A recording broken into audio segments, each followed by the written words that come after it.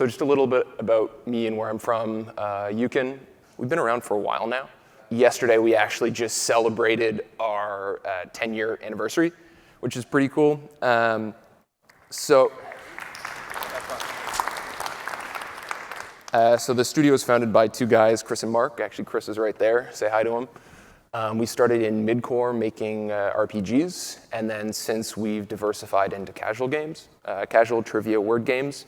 So our 4 current live games right now are Kings of Pool, Jeopardy World Tour, Who Wants to Be a Millionaire, and most recently Wild Words. So that's in soft launch in Canada right now. So I'd love if everyone downloaded it and checked it out. And don't click on a Facebook ad before you download it, please. So that'd be nice.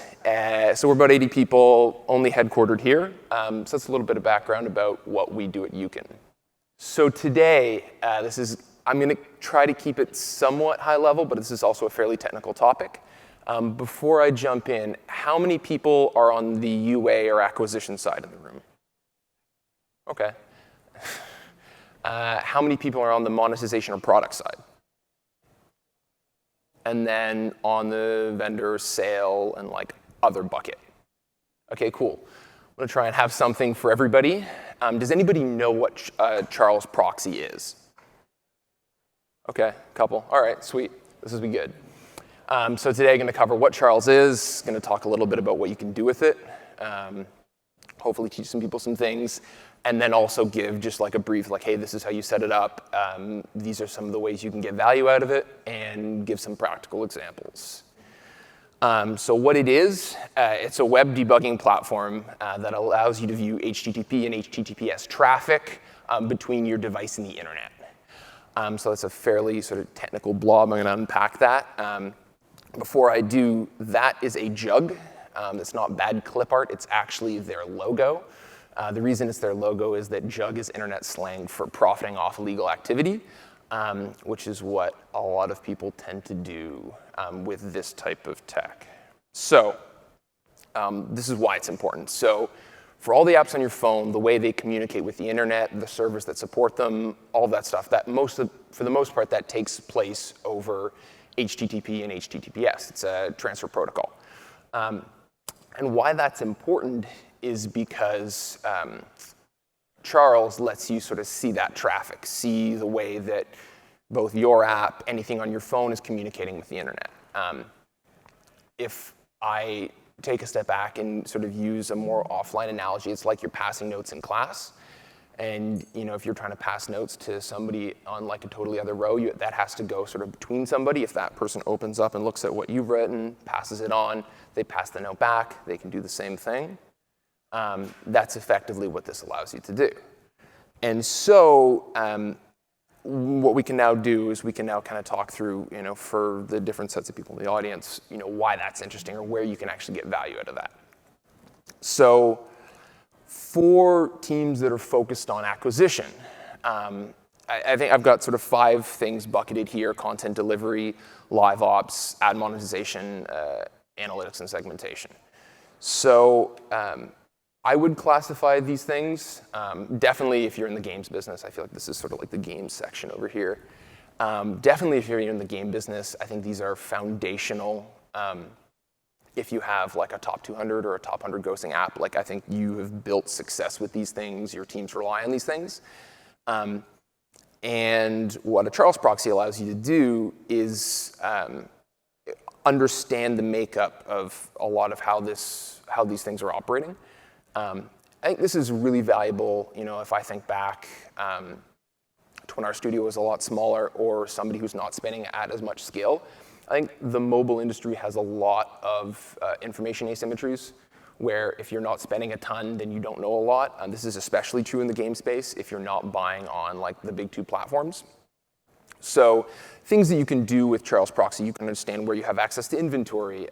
You can get targeting IDs if they're not available. That's sometimes a huge thing, maybe less so now, but still I would call that a major thing.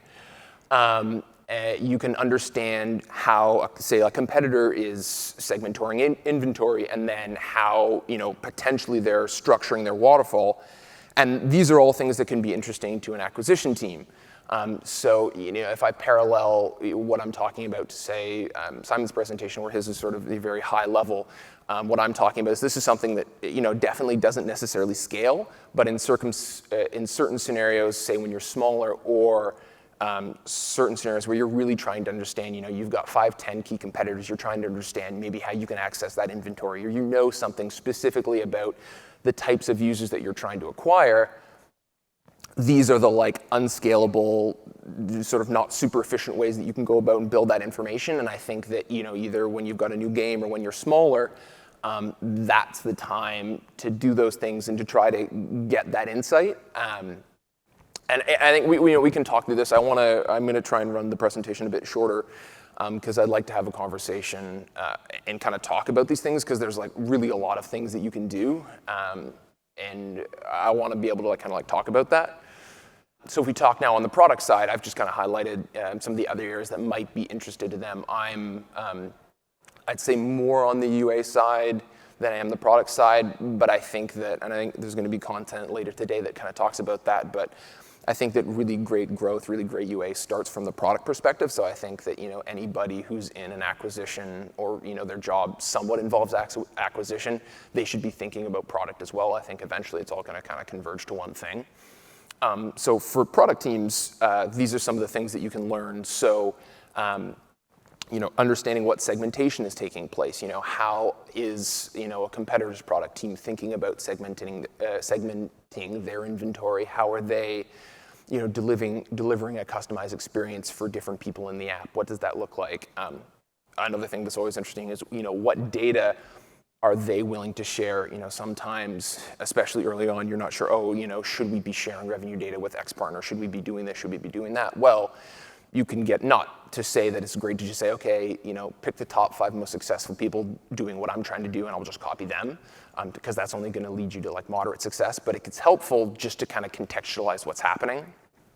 One thing, understanding, what SDKs people have in their game. I mean, there's tons of services that provide this.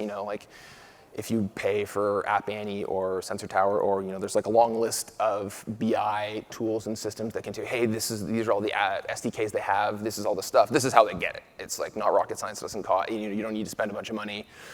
So if you're trying to understand and vet new potential partners, again, really quickly assess who else out there is using who, and you try and build a perspective that way. I think as much as you can, building perspectives is important, and this is a way that you can do that. And then the last thing is, how are they supporting their live ops, content delivery, things like that. Less so maybe for e-com and those things, but definitely for games. Again, live ops is bedrock to being able to have multi-year retention, multi-year monetization, keeping things fresh. So that's really interesting. So hopefully I've got at least some of this. Not yet. Seems like people are still somewhat unsold. So hopefully this is the goal, at least by the end of the presentation. Harry's in. So quick setup primer. I know I've been talking, this is very, hopefully not too technical, but it's actually really easy to set up. It's a desktop app and literally 3 steps on your phone. And then you can get access to pretty much what everyone's, all the traffic going to and from your phone. I'm not expecting anybody to do this now, but I just kind of wanted to prove that it's really, really simple. On Android, it's a bit less simple, which is kind of a bummer. As of Android N, they made it so it's not as permissive. So you actually have to have a special thing. The app maker has a bit more control, but on iOS, it's still wide open. You can just install it and then see what everybody's passing back and forth. So I'm going to go through a couple quick examples. So understanding, let's say you have an app, whether it's your app or you have a target competitor's app, and you want to understand who is buying aggressively in their app. So here's an example. So this is an app. It's not really important what app I was in, but I fired this up. So here you can see this is sort of the standard structure. And you can see on the left-hand side all these different attempts being made. You can see that the mediation is MoPub. On the right, you can see, so this is Unity ads. when a game, so a lot of these examples are going to be sort of more game specific, so I apologize for that. But you can see, even if an ad's not being shown, you can see who's basically winning the first impression, because that's what ads are caching. And here you can see, big surprise, for anybody that knows this isn't in the game space, this isn't a surprise, but Peak is winning first slot. So you can see some information specific to them, and now you can do that and go open up a bunch of games that you have on your phone and understand who is winning the first impression, and winning the first impression obviously translates to who is spending the most. It should be, or they have like some wildly incredible new game that has like the highest CTR, and so therefore they don't have to bid a lot, but for the most part it means who's spending the most money. So this is a question, this is something that I think people think a lot on the product side, maybe think more about, or if there's a new studio or things are sort of newer and you're trying to sort of build the foundation and understand who to work with, what SDKs are people using? So this is a screenshot of a Charles Proxy from a Russian casual match 3 game. And so you can see here, these are all the sort of traffic calls that are going back and forth to the app. So I've just highlighted 4. These are most of the third-party SDKs that are talking to a server. So you've got SafetyK, Swerve, Chart Boost, which is interesting, and then Moat ads. So this is Playrix Gardenscapes. So you can see, okay, who are they working with? For anybody that doesn't know, Playrix Gardenscapes, massive match 3. Or no, actually, no, sorry, this is Homescapes. So you can see some interesting things. Okay, they're working with SafetyK. That's interesting. They help sort of secure your SDK. They were recently in the news because Lion Studios, or Apple 11, sorry, bought them. So that's kind of interesting. You can see Swerve. So Homescapes is using Swerve to do user retention. So Swerve is an SDK that helps with like push, lifecycle management, that sort of thing, that sort of stuff. So that's interesting. For me, the fact that a company of Playrix's size didn't choose to build their own lifecycle management tools, and instead they went off the shelf with Swerve, I think that speaks to potentially the quality of Swerve. Disclosure, we also use Swerve. Chart Boost, so ad monetization. So there you have a sense of, oh, okay, that's a potential place that I could go to try to access the inventory. And then the other interesting thing here is they're using Moat. And so Moat is a SDK for viewability. So that, to me, is a signal that they're doing or trying to do a lot of work with brands. Because a lot of brands, like the sort of thing for brand media buyers is like, oh, we want viewability, which is important. I mean, I'd look at ROAS more, but important. So what supply-side partners is an app using? Here's another question. Again, excuse, pretty game specific. You're trying to understand, how you can access that inventory, where you can buy from, or where you might expect to be able to get it. News apps too. I think this is interesting for. So here's a game, and here you can understand they are being mediated with a company called Supersonic. Supersonic no longer exists. It was bought by IronSource. So you now understand, oh, this app is, they work with IronSource for their mediation, and you can see that AdMob is taking first fill. You can understand the placement ID, and so now all of a sudden you can start to build a perspective on, oh, okay, for this game, for this app, if I want to buy their inventory, if I'm acquiring users for, let's say, a social casino game, I know like the best thing to do is maybe go try and buy other users that are in the social casino space, because if you play one bingo game or if you play one slots game, the likelihood that you'll play another is probably pretty high. So I need site IDs for targeting. Some companies don't let you, won't share that information. They say, no, you have to buy blind.